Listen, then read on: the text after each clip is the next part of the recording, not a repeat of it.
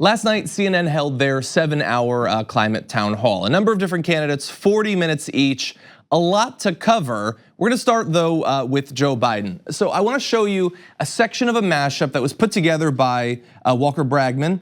Now understand, this is a mashup and mashups do exaggerate certain things, but I want you to watch this and get an idea of some of what was going on during Joe Biden's portion of the town hall. I've been involved in everything from making sure we go with back in the 90s. Everything I've done has been done to take on the polluters. I was the one that suggested to the President Obama, I don't want to confuse presidents here. He currently supports Senator Bernie Sanders, but you could change his mind tonight. Who knows, Isaac? It doesn't look like I'd do that. Tomorrow, you are holding a high-dollar fundraiser hosted by Andrew Goldman, a fossil fuel executive. He's not a fossil fuel executive.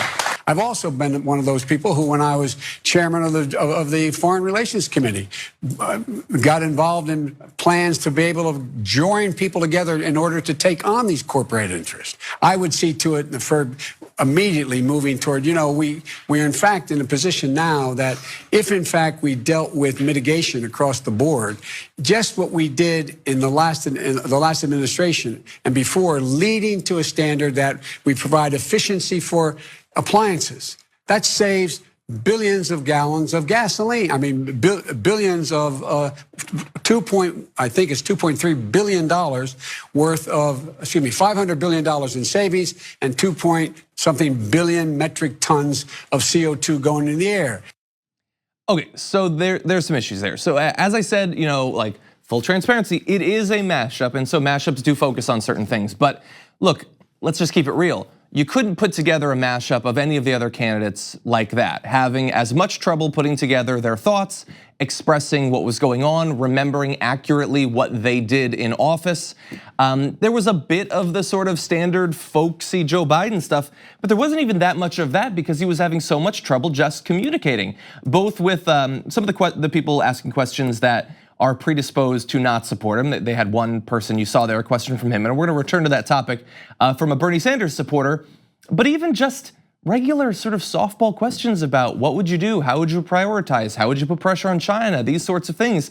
Some of them, like climate change is very much not Joe Biden's favored topic, but if you are gonna be talking about it, he wants to talk about international diplomacy, his time traveling around as vice president. That is his area inside of this area. And even in that, he was just all over the place. We showed you 1 minute, 20 seconds of that. There's many minutes of these sorts of mashups. I'm not going to make you go through all of it, but this is a serious problem. It's a serious problem for debates and town halls because he's had those same sorts of problems at the 2 debates that we've had already. It's a problem for his public appearances where he sort of vacillates between not wanting to talk about his policies and not being able to talk about his policies.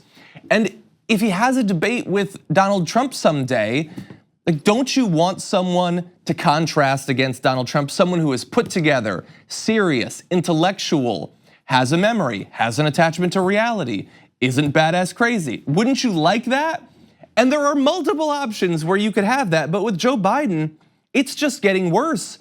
Mentally, he's basically he's at the same level as his eyes. I'm not gonna go into depth about the bloody eye, but I'm sure you've seen the pictures of the bloody eye. Like a blood vessel burst in his eye during the town hall. I don't think it means anything. I'm sure people will cook up all sorts of conspiracies about what it represents, but it was sort of a metaphor for what was going on. That's as far as I'm going to take it. But it's an issue. And when he wasn't sort of flailing to try to figure out what he wants to say, what's the talking point I can cling to? It's like grabbing onto a buoy in stormy water. He was going to generalities, and that's just a thing that's what his campaign is about. And let's just show you an example, just one little example I noticed. Bothers me most about what's going on in the country today. We're walking around with our heads down like, oh, what are we gonna do? We're in such great trouble. This is the United States of America. There's not a damn thing we've not been able to accomplish once we set our mind to it. You noticed there, the bloody eye was in that. Anyway, so okay, that by itself is perfectly okay. But coming from Joe Biden, there's a couple of problems with it. One, he very often goes to that sort of come on America, what's going on thing. And we all get that. That's like the subtext of this whole show, but that's not the end point. That's the starting point. The starting point is, dear God, what have we wrought? But then you have to actually have the solutions. And look, technically, he has a climate proposal out there. We'll get to that in just a second, I guess. But it comes down to accountability, trustworthiness. And like, if you're going to put across the message, like, we got our heads down, we can't achieve anything, what are you talking about? America, we can do anything. That message would resonate for multiple candidates in the primary, but perhaps least of all, outside of maybe Delaney, Joe Biden. Because he says there, we can accomplish anything we put our minds to.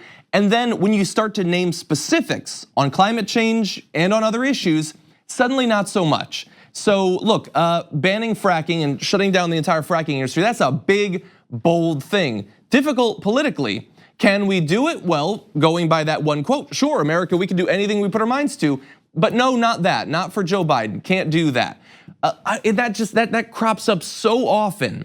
The idea that in rhetoric, when we come together, we can accomplish anything, but let's just keep the anything kind of down low. Let's not aim too high with the anything. And I care so much less about the one-liners, the rhetoric, than what his actual platform is. What is he gonna shoot for were he to become president? And that is far less lofty than some of his rhetoric.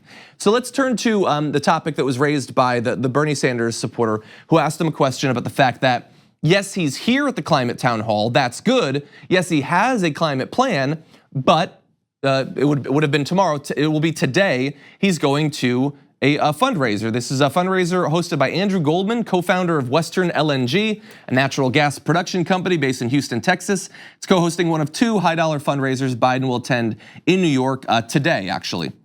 Goldman served as an advisor to Biden, by the way, while he was in the Senate, and was the Northeast Director of Finance for Biden's 2008 campaign.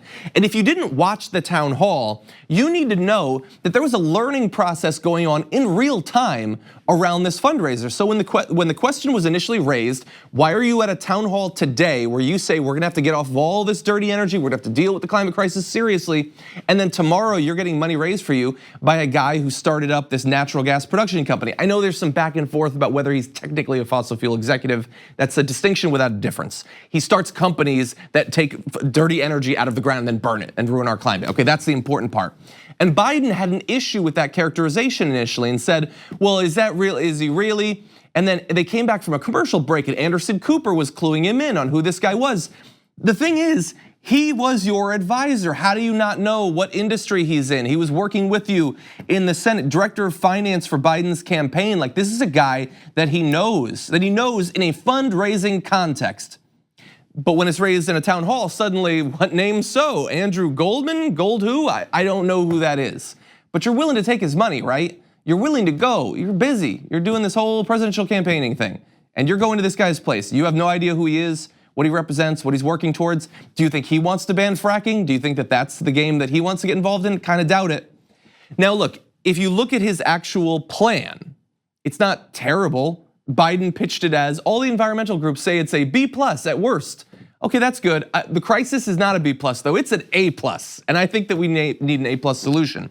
Anyway, look, Biden does set a goal of getting the US to 100% renewable energy by 2050, technically, yes. Remember though, just a few months ago, he was proposing a middle ground on climate policy.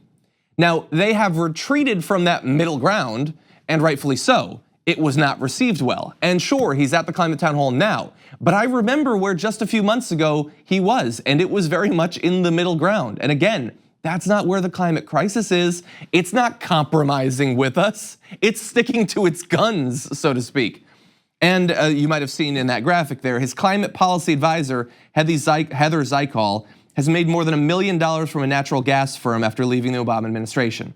So look, if you had this guy who's starting natural gas companies as your advisor, raising money for you back when you were in the Senate, then after you're running for president now, it's not 5 years ago, 10 years ago, 50 years ago, your climate advisor is making bank off of fossil fuels, then how much do I really trust your plan? If your plan is being crafted by a person who has a direct financial interest in maintaining the current status quo when it comes to energy production, energy generation, then I just can't trust you in the same way that I can trust some other people. Bernie Sanders does not have advisors who are like, you know what? we got to get off coal, and by the way, give me that coal money. Like that's not how other people are running things, or at least not other front runners are running things. Look, there was a lot more that I wish I could talk about. I'm focusing on Biden because for some reason, Biden is still in first place, despite the fact that his campaign is basically one blood-soaked eye after another. Here on the Damage Report, we talk a lot about the big banks and their ways of getting rich off the poor. They saturate the market, but there are other options. And I've got info on a socially and environmentally responsible financial institution that has no ATM fees, gives you cash back on every purchase. They even commit 10% of their earnings to charity. It's called Aspiration, and if you go to aspiration.com/TYT to sign up, you'll get these perks, and that's more money to spend or to save or to spend. Just treat yourself.